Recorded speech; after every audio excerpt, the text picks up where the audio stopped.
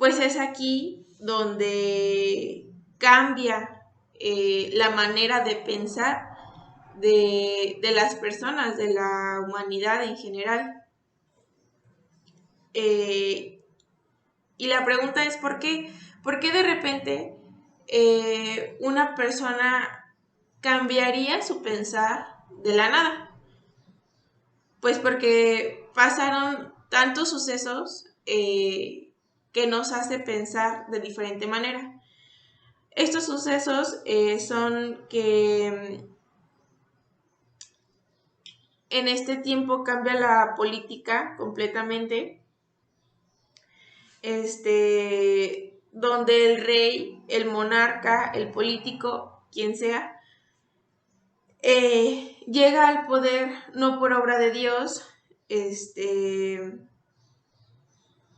sino por poder o por lo que sea. Ya no es tanto como nada más porque Dios lo quiso, sino ya tiene un poquito más de extensión ese tema. Porque aparte llega la Constitución de la Polis, donde los ciudadanos son iguales entre sí y tienen el derecho de participar de forma directa en el gobierno de la ciudad. Es decir, que aquí ya un poquito había acerca de cómo elegir a su representante político. Y además que se establece una moneda. Y hay una frase que dice que la filosofía nace cuando el humano es capaz de resolver los enigmas de la naturaleza a partir de la razón. Es decir, que no llueve porque un dios lo quiso o porque Dios estaba enojado y de repente dijo, ay, haré que llueva. Ni tampoco llueve por algún sacrificio. La razón es que llueve porque pues se condensó el agua, las nubes se forman y entonces en algún punto llega la precipitación y pues ese tipo de procesos. Pero no, la filosofía no dice que no puedas pensar que existe un Dios. Dice que pues debes pensar con razón, o sea, a lo mejor más bien Dios quiso que lloviera para regar las plantas, para que pudieran crecer, para que hubiera árboles frondosos y así. Pero no es porque tú sacrificaste un pollo en la cima de un monte y entonces ya empezó a llover, o sea, no es como a lo que se refiere, no es lo más razonable, por así decirlo.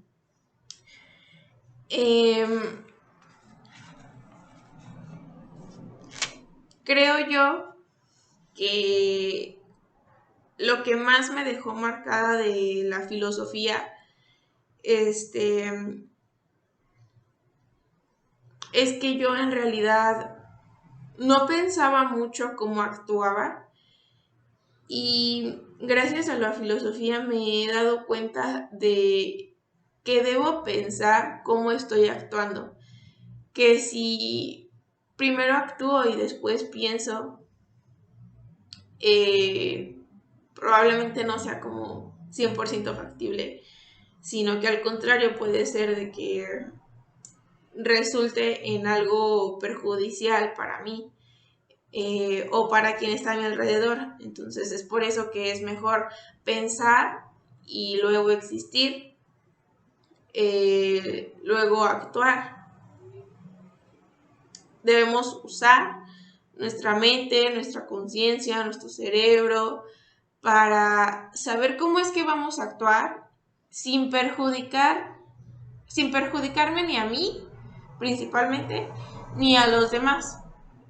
Y es una manera de pensar bien difícil porque hay que encontrar un equilibrio entre ser egoísta, ser empático, porque hay muchas veces que es necesario ser egoísta, Entonces hay que encontrar un equilibrio, como que una parte media entre ser o no ser, entre ser empático, entre ser egoísta, entre saber cuidarme a mí misma, pero a la vez saber cuidar a los demás. Y aprender a hacer este proceso mental es difícil porque no debemos dejar que gane ninguno de los dos lados. Tenemos que imaginarnos que de un lado está el angelito y del otro lado está el diablito hablándonos, tira una basura en la calle, y el angelito diciéndonos, no la tires, puedes contaminar. Entonces es como, ¿qué es lo que debo de hacer? Pues lo mejor, guardarla y después tirarla. Y hay que aprender a tener como un equilibrio. No siempre es bueno o sano hacer como lo mejor. Siempre es necesario tener hasta cierto punto un nivel de rebeldía, de contradicción ante lo que dice la sociedad o ante lo que en teoría debería de estar bien. Pero pues es por eso que lo importante es tener un equilibrio, y es lo que más me ha dejado marcada la filosofía durante toda mi vida, no solamente durante este semestre. Bueno, no durante toda mi vida, sino desde que lo aprendí. Y para finalizar, quiero hacer una recomendación de la serie de Merlí. Es una serie de un maestro de filosofía de España o de Madrid, me parece, de por allá. Y pues es algo de verdad que te hace pensar completamente diferente, o que al menos te hace pensar, lo cual ya es ganancia. Entonces, pues, si llegara la oportunidad de que la pueda ver, pues sería muy bueno. La recomiendo completamente. Aparte, después sale un spin-off de más de esto. Pero bueno, en fin, esto es lo que tenía que decir. Gracias.